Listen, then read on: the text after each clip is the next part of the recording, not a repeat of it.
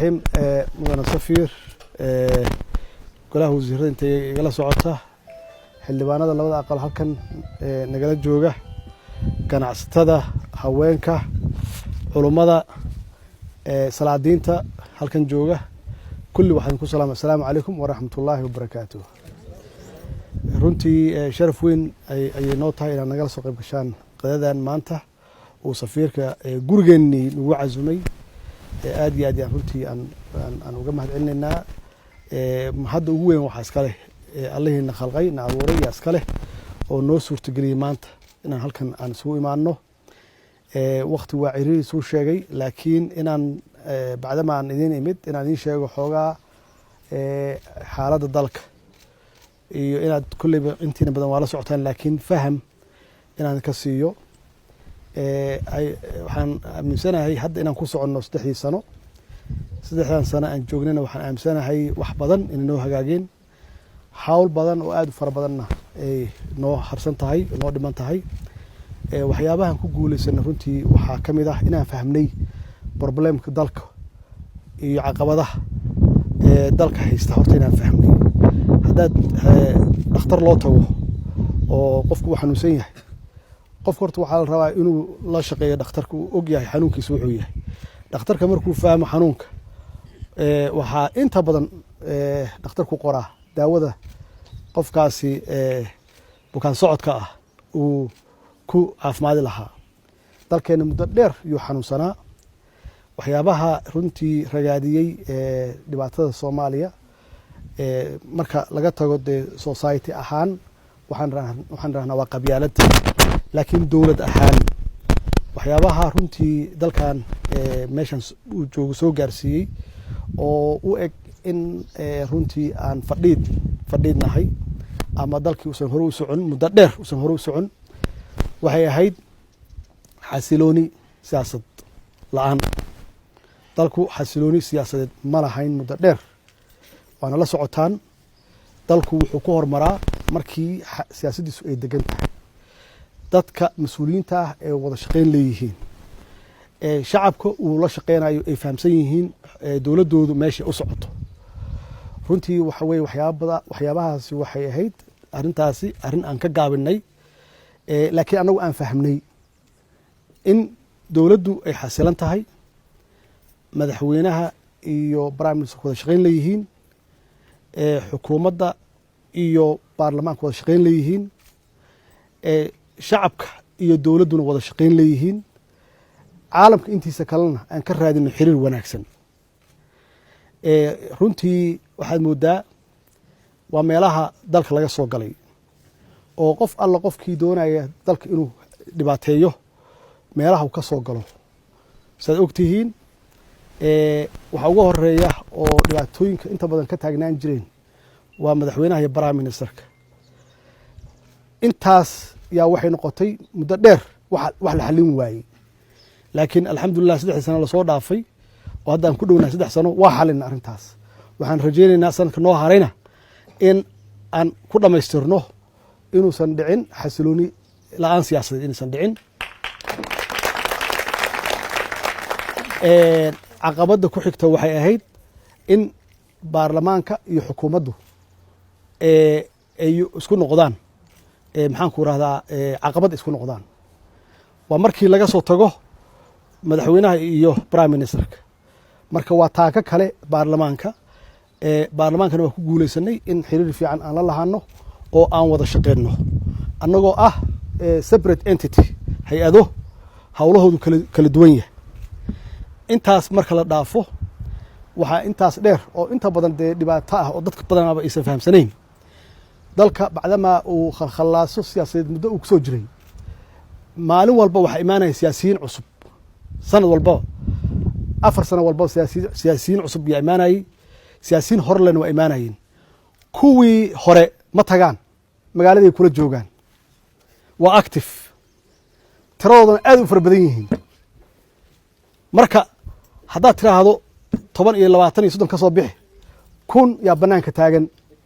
oo careysan oo idaacadaha hor taagan facebookyada hor taagan oo kulligood shaqo doona shaqada rabaanna waa waxay yaqaaneen oo ay soo dhadhamiyeen maxaa yeelay continuity ma jiro oo maalin walba waxbaa la bedelaa waxaas la bedelana runtii waxay dhashay in la abuuro siyaasiyiin cusub oo aanan taalantigooda laga faa'iidaysan oo isleh lagama faa'iidaysan ha fogaanin magaalada ha ka fogaanin waa lagu yeeri doonaa qaar waa iska aamusan yihiin qaarna dagaalay ku jiraan oo qayb waxay ka yihiin in lagu hadlahayo dowladda si loo ogaado ama loo xasuusto oo loo yidhahdo hebel waa qeelinayaay bal ha loo yeero maanta waa caqabad dad badan aysan runtii ku baraarugsanayn intaas waxaa dheer shabaabkii oo annagoo dhanna wada nacab oo dagaal nagula jira intaas waxaa weheliya dowlad goboleed oo isaga naftigiisu meel taagan oo madaxweyneyaalah awoodda dowladda dhexoo kala raadinaya siyaasad dibadeed raba ciidan gaara raba inay samaystaan dastuur gaara leh marka iyaga naftigoodu haddii laisfahmi waayo waa meelo lagu soo dhex maro oo dowladaha shisheeye laga yaabi karo inay kuu soo dhex maraan intaas waxaa dheer caqabada kale ku xiga dowladihii dariska iyaga naftigooda oo stakeholder ah oo national interest ku leh dalkii oo iyaga naftigooda raba inay saameyn ku yeeshaan waxa shaqeynaya hadday qaarkood ku jeclaan waayaan ama u arkaan inaadan la shaqeyneyn waxay haystaan inay kuu soo dhex maraan dowlad goboleed waxay haystaan inay kuu soo maraan 2,000 oo siyaasiyiinta ahaa waxaa laga yaba inay kuu soo dhex maraan xildhibaanadii waxaa laga yaba inay kuu soo dhex maraan dowladda dhexdeedii hadba inta tabartoodu gaarsan tahay marka iyada naftigeeda waxa weeye inaad xiriir fiican aad la yeelato hadda waxaan ugu soo biiray marka khaliijka oo iyaga naftigoodu qayb ka ah howlaha socda caqabadahaasoo dhan yaa mid walba waxaan ku haynaa xargo ku haynaa si dowladdu u shaqayso oo u hana qaado oo wax la taaban karo wakhtiga yarka ay haysato ay u qabato marka xaqiiqatan dadka dibadaha jooga oo idinka aad ugu dhow yihiin dalka waxaad runtii qayb ka tihiin horumarka maxaa yeelay haddii aad dalkan aad joogtaan aad wax ku kordhisaan horumarka dalkan wax ku kordhisaan Soomaaliya wax ku kordhiseen maxaa yeelay annaga mar walba waxaan ka shaqeynaa dowladaha dariska ah inaan xiriir wanaagsan la yeelano maxaa yeelay waa isku xirannahay oo lama kala maarmo marka haddii idinku aad sharciga ilaalisaan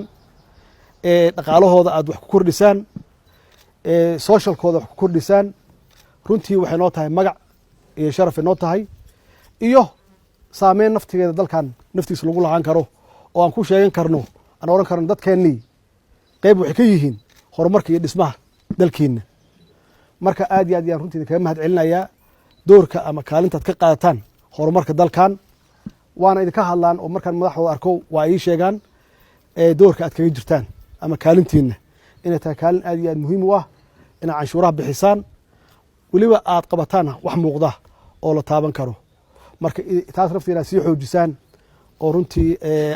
aad ka shaqaysaan aad iyo aad ayaan runtii idinka mahad celinayaa iyadoo ay saas tahay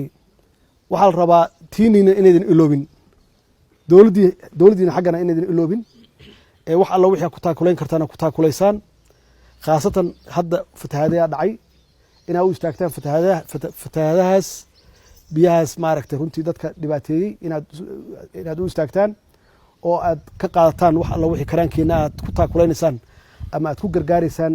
dadkiina waalaha ah ee halkaas ku dhibaataysan inaydan marnaba oran idinku meel fiican baad joogtaan ama nabada dhibaatooyinka inta badan Soomaaliya laga sheegay ma qabtaan marka gurigaaga iyo shaqadaada iyo reerkaaga ha ka badnaanin ku dara wixii aad ku tari kartaan dadkiina waalihiina ah ee tabaalaysan ee Soomaaliya jooga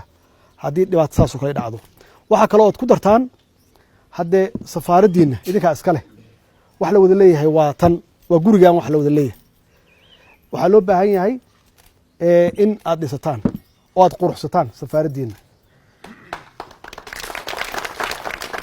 aydan u daynin oo keliya dowladda Soomaaliyeed keliya aydan u daynin maxaa yeelay kulligan mas-uuliyad baa na wada saaran annaga waa ku magacaabannahay laakiin shaqada waa noo wada taallaa qof gaar shaqada u leh ma jiro